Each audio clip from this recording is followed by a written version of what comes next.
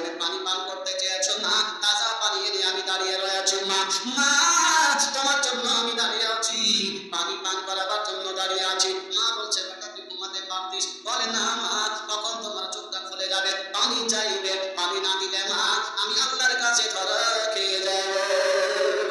বাবাজি ভাইরা আমার মা বুঝিরা বাইজে গোস্তামির মা এবার জলখানা পান করে নিয়ে মা আঁচলখানা আসমানের দিকে উড়াইয়া দিয়া আল্লাহ দরবারে হাত তুলে দোয়া করে দুই চোখের পানি ছেড়ে বলে মাওলা তুমি আমার বাইজিদকে মহান বানিয়ে দিও।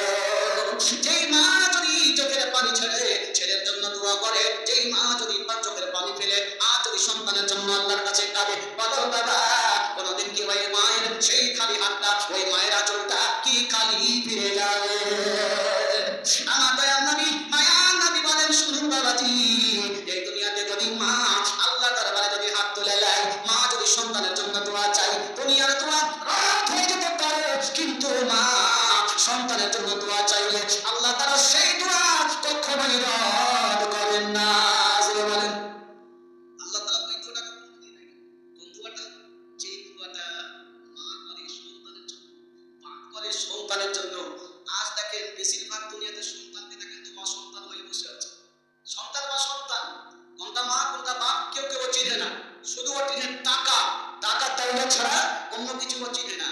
তো হ্যাঁ, তো বলতে যাচ্ছিলাম কি, নামাজ মানুষকে ভালো কাজে, নামাজ মানুষকে বুরাই থেকে, বেহায়াই থেকে, তারপরে আপনার কি থেকে, ওই যে আপনার কি বলে বালা মুসিবত থেকে আপনাকে বাঁচিয়ে রাখে।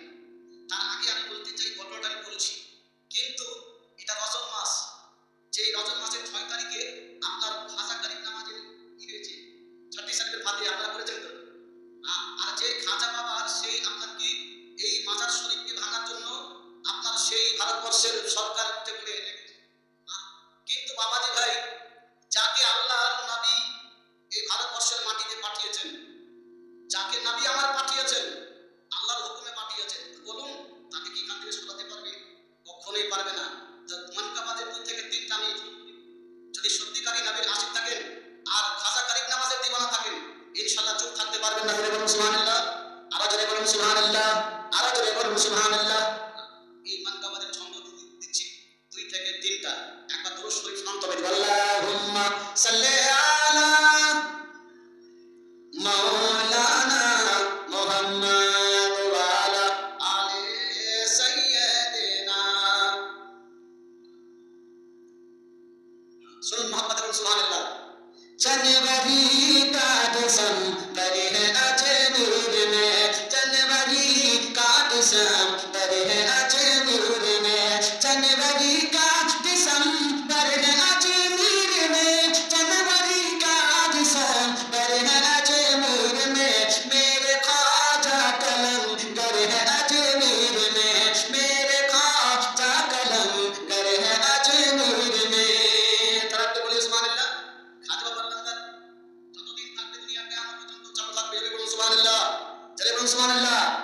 मेरे खाजा कलंदर है अजमेर में, मेरे खाजा कलंदर है अजमेर में, जनवरी का दिसंबर है अजमेर में, जनवरी का दिसंबर है अजमेर में, जनवरी का दिसंबर है अजमेर में, मेरे खाजा कलंदर है अजमेर में, मेरे खाजा कलंदर है अजमेर में, मेरे खाजा कलंदर है अजमेर में। और इस शेर पर मोहम्मद से बोलिए सुभान अल्लाह, तड़क के बोलिए सुभान अल्लाह। हुक्म खाजा से भी हवा में जो, हुक्म खाजा से भी हवा में जो, हुक्म खाजा से भी हवा में जो, हुक्म खाजा से भी हवा में जो, हाँ वही एक पत्थर अजमेर में है, हाँ वही एक पत्थर है अजमेर में, हाँ वही एक पत्थर है अजमेर में। তারা কত পারে গেছে? তারা কত পারে এখনো চলে আছে, এখনো চলে আছে। মোহাম্মদ বলুন সুবহানাল্লাহ। হুকুম খাজা से भी हवा में जो, हुकुम खाजा से भी हवा में जो, हाँ वही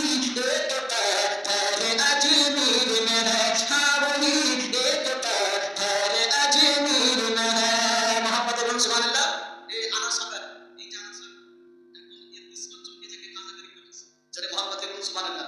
जनवरी का दिसंबर है अजमेर में, जनवरी का दिसंबर है अजमेर में, जिसको खा जाने को जेब बुलवा लिया, जिसको खा जाने को जेब बुलवा लिया, जिसको खा जाने को जेब बुलवा लिया, जिसको खा जाने को जेब बुलवा लिया, जिसको खा जाने को जेब बुलवा लिया। हाँ एक आना का वसा कर है अजमेर में, एक आना का वसा कर है अजमेर में, एक आना का वसा कर है अजमेर में। আমাদের হিন্দুস্তানের মাটিতে যে খাজা গরিব নওয়াজ এই একটা যিনি আছেন, যে আমার নবী দয়াল নবী এমন একটা টাওয়ার লাগিয়ে দিয়েছেন, যত হিন্দুস্তানের মাটিতে মুসলমান সুন্নি মুসলমান আছে ইনশাআল্লাহ কখনো এদের অসুবিধা হবে না। সুবহানাল্লাহ, ইউ সুবহানাল্লাহ, অসুবিধা হবে না। ছন্দ বলছি মুহাব্বত এবং সুবহানাল্লাহ। नेक वक्त सुन्नियों का नहीं जाएगा, नेक वक्त सुन्नियों का नहीं जाएगा, अरे नेक वक्त सुन्नियों का नहीं जाएगा, नेक वक्त सुन्नियों का नहीं जाएगा, नेक वक्त सुन्नियों का नहीं जाएगा।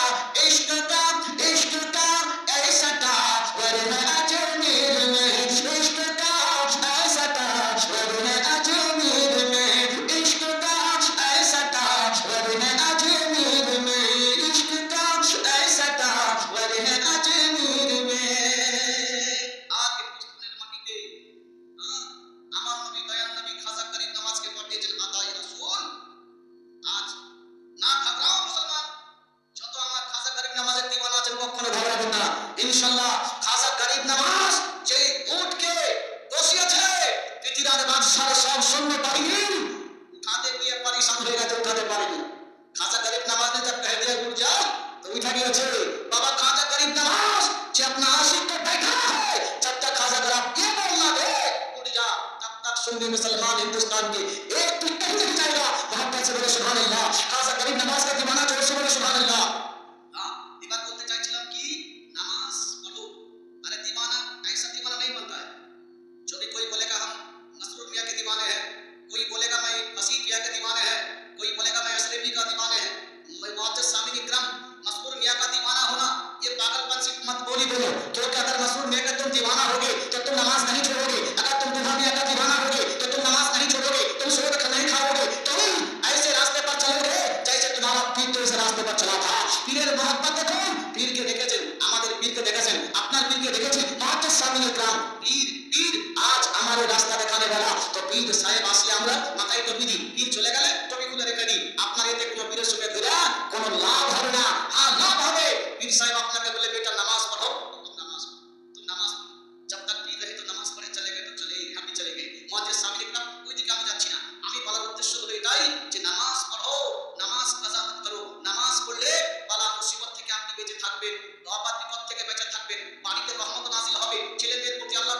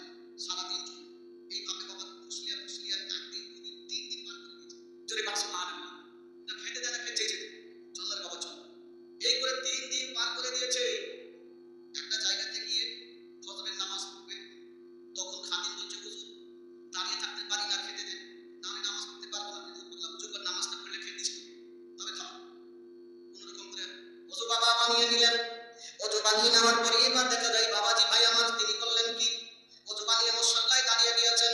মুসল্লায় দাঁড়িয়ে গিয়ে নামাজ আদা করলেন। নামাজ আদা করার পরে কিছুক্ষণ তাসবিহ তাহলিল পাঠ করলেন। তাসবিহ তাহলিল পাঠ করার পরে এবার বাবা দেখা যায় হযরতে বায়েজিদ বুস্তামি রাহমাতুল্লাহ আলাইহি ওই খাদিম গিয়ে বলছে, বাবা হুজুর আর ভিতর চালায় কাটতে পারি না, আর হুজুর চলতে পারি না, হুজুর গো একটু খাবার দেন হুজুর, আর চলতে পারি না, হুজুর খাবার দেন, আর চলতে পারি না। সেই বায়েজিদ বুস্তামি রাহমাতুল্লাহ আলাইহি বলেন, বাপুরে শোন তোরে আমি খাবার দেব, একটু বাবা বস। এবার বাবা বায়েজিদ বুস্তামি রাহমাতুল্লাহ আলাইহি বসলেন, বাবা পুটলিখানা খুললেন। পুটলিখানা খোলার পরে বাবা দেখছেন একটা রুটি রাখা আছে, একটা রুটি রাখা আছে। দেখে রুটিটা বের করে খাচ্ছেন, খানিকটা দেখছে, হ্যাঁ এইবার মজা হবে, মাছ মাছ করে খাবো, অর্ধেক তো পাবো, অর্ধেক তো খেতে পাবো। বাবাজি ভাইরা আমার, মা বিদিরাম শোনান, বায়েজিদ বুস্তামি রুটিখানা বাবা সেই পাটিতে রেখে দেওয়ার পরে এবার পুটলিখানা কষতে যাবে কি, বাবা কোত্থেকে কাঁদছিল, বাবা নিচে নেমে আসে, টপ করে রুটিখানা নিয়ে ডালের উপরে চলে গেল। চলে বলে এই কথাই মানুষ বলে মুখের খাবার। আল্লাহ যদি নসিবে দানা রাখে খেতে পাওয়া যায়, নচেত মুখে দেওয়ার পরেও যদি না থাকে বাইরে চলে আসবে। সেই বলছে কি বলছে, এই রুটিখানা দেখেছি কেবলমাত্র পুকুর থেকে বের করে, কোথায় কাঁদছিল সে টপ করে পড়ে আর রুটিখানা নিয়ে ডাল বসে গেল। হাই রে খাদিম, রুটির দিকে বাবা তাকিয়ে তাকিয়ে দেখেন আর বলতে থাকে, হুজুর রুটি তো খাওয়া হলো না, রুটি তো খাওয়া হলো না। কিন্তু খাদিম বলছে, হুজুর ওই কাককেও আমি ছাড়বো না, ওই কাক যেখানে যাবে তার পিছন পিছন যাব, সে কাক যেখানে যাবে তার সাথে আমি ছাড়বো না। বাবা যেমন দেখবেন আমার ছোট ছেলে ভাইরা যখন কুটি উড়াই বাবা, কুটি যদি কেটে যায় তারা পিছন পিছন ছুটে দৌড়তে দৌড়তে চলে যায় বাবা, যেমন কাক যেমন রুটিখানা দিয়ে বাবা ছুটে ছুটে যাচ্ছে, ওই খাদিম বাবাজি ভাইরা আমার সেই খাদিম ওই কাকের পিছন পিছন ছুটছে, এই গাছ থেকে ওই গাছ, ওই ডাল থেকে এই ডাল, এই করে করে বাবা সারাক্ষণ বাবা দৌড়ালে। এইভাবে নিয়ে চলে যায়, ইও পিছনে না আর কাকও ছাড়ছে না, কাক রুটি ছাড়ছে না, মুখে লিয়ে আছে, বাবা চলে যাচ্ছে, ইও দৌড়ছে, বাইরে বুঝতে পেরেছে বাবা কোথায় যাবে, ইও পিছনে যাচ্ছে। যেতে যেতে বাবা একটা এমন জঙ্গলের মধ্যে গেলেন, বাবা কাক রুটিটা নিয়ে উঠতে উঠতে বাবা অনেক দূর চলে গেলেন, আর কাক নজরে আসে না। হাই রে খাদিম, বাবা শুধু বলতে লাগলো, মাওলা আমার নসিবে খাবার নেই, আমার নসিবে দানা নাই, আমি যতই কোশিশ করি না কেন খেতে পাবো না। বাবাজি ভাইরা আমার, কিন্তু ওই খাদিম মুখে আবার বলছে, আমি সাথ ছাড়বো না, চল কাক তুই কোথায় যাবি, তোর সঙ্গে সঙ্গে যাব। খাদিম আর বায়েজিদ বুস্তামি রাহমাতুল্লাহ আলাইহি দুজনে একসঙ্গে চলে যাচ্ছে, কাকের একটা ইশারায় চলে যাচ্ছে, বেশ একেবারে জঙ্গলের ভিতরে প্রবেশ করলেন। জঙ্গলের মধ্যে যখন গেলেন, গিয়ে বাবা এবার দেখছেন তো কাক কিন্তু গাছের উপরে বসে আছে, কাককে দেখতে পেয়ে গেছে, রুটিটা নিয়ে বসে আছে উপরে, কিন্তু ঠোঁট দিয়ে রুটিকে মানে টানছে, টেনে ছোট ছোট টুকরো করছে, পায়ে চেপে আছে, ঠোঁট দিয়ে টানছে, টেনে টুকরো করে নিচে ফেলছে, খায়নি। এই খাদিম বলছে, এই তো কাক রুটি খাচ্ছে না, রুটি ফেলছে, নষ্ট করছে, আমাদের মুখ থেকে টেনে এনে এই এমন কোন পাগল কাক যে ফেলে ফেলে রুটিগুলো নষ্ট করছে, এটা খুব খারাপ জিনিস। হুজুর বলে, না রে কোনো কারণ হতে পারে, চলো আমরা একটু দেখি।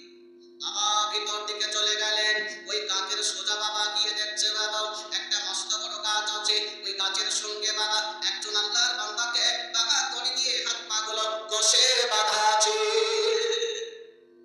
দেখছে একটা লোককে দড়ি দিয়ে কষে বাঁধা আছে, একেবারে ওই জঙ্গলের ভিতরে।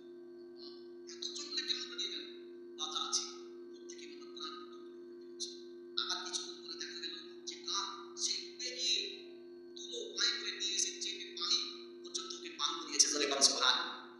এবার দেখার পরে বায়েজিদ বুস্তামি রাহমাতুল্লাহ আলাইহি ওই লোকটার হাতের বাঁধন খুললেন, খুলে তাবাক করে তার সঙ্গে গল্প করতে লাগলেন।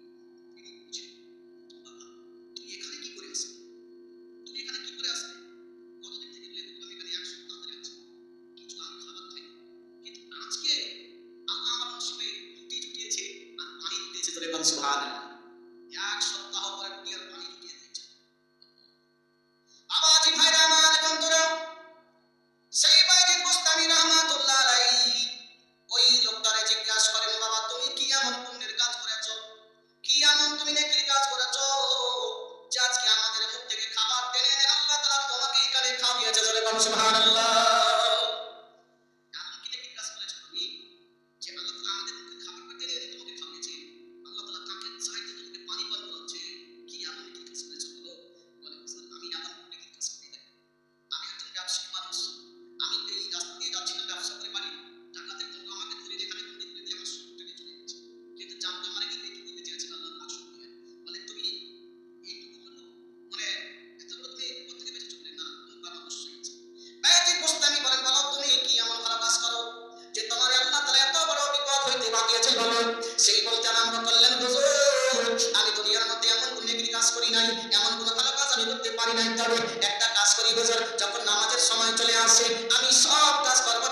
প্রতিদিন আমি নামাজ আদা করি।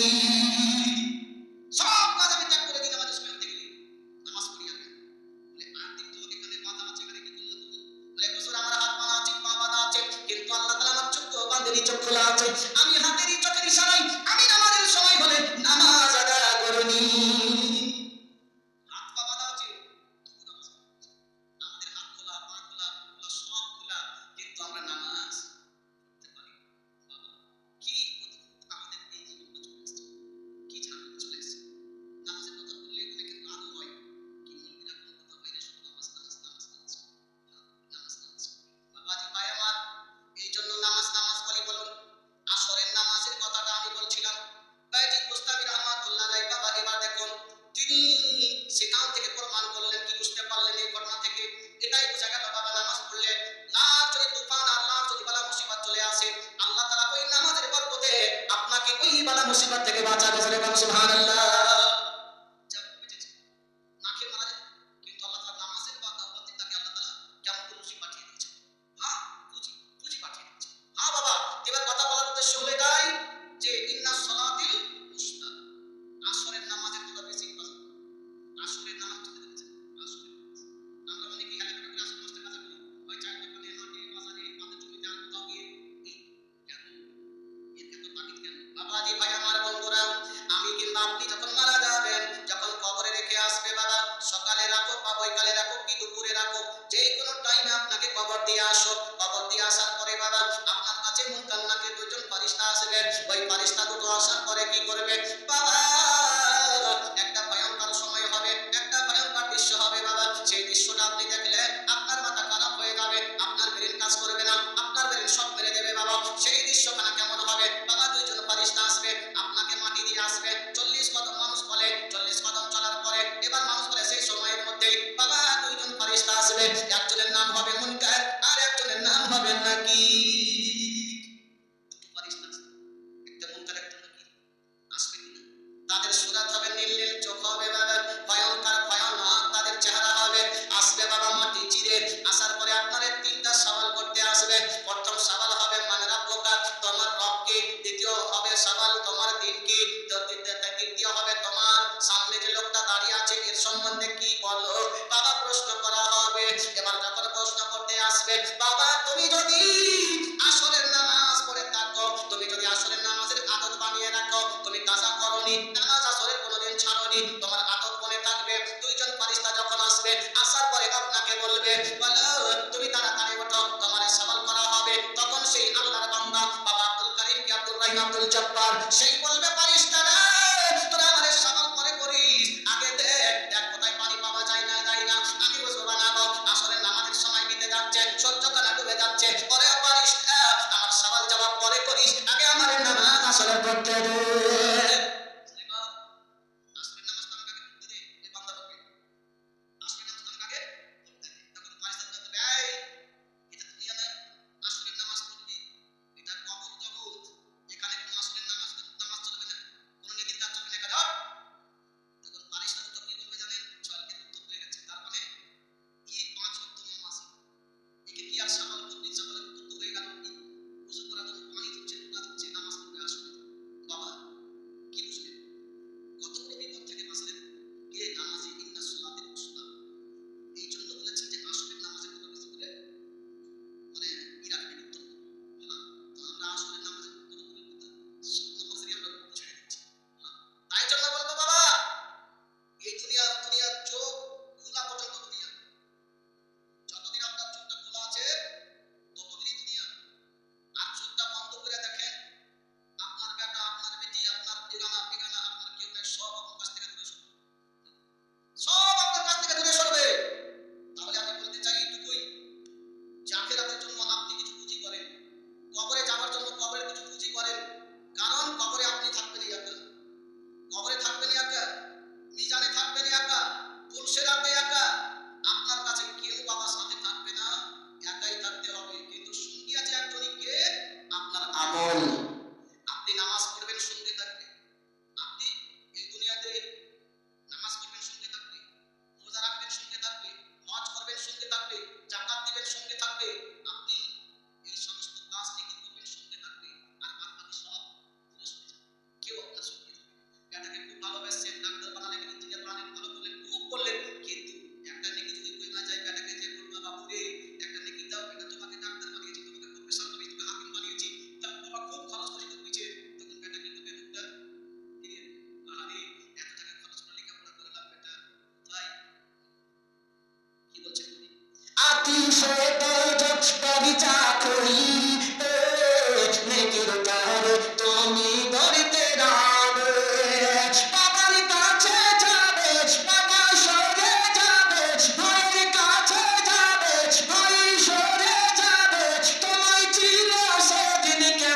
চিনবে না তোমরা করো কেন ভুল নামাজ রোজাতে মশগুল হরে নামে কামেতে ভালো আল্লাহ রাসূল তোমরা করো কেন ভুল সত্তর হয়ে যান কারণ এই দুনিয়াতে একটু যদি আমরা যদি একটু যদি চলে যায় সহ্য করতে পারি না এই দুনিয়ার আগুন জাহান্নামের আগুন কি করে সহ্য করবেন বাবাজি ভাই একবার মহাব্বতে সবাই মিলে দরুদ শরীফ পড়ুন কিছু বলি আল্লাহুম্মা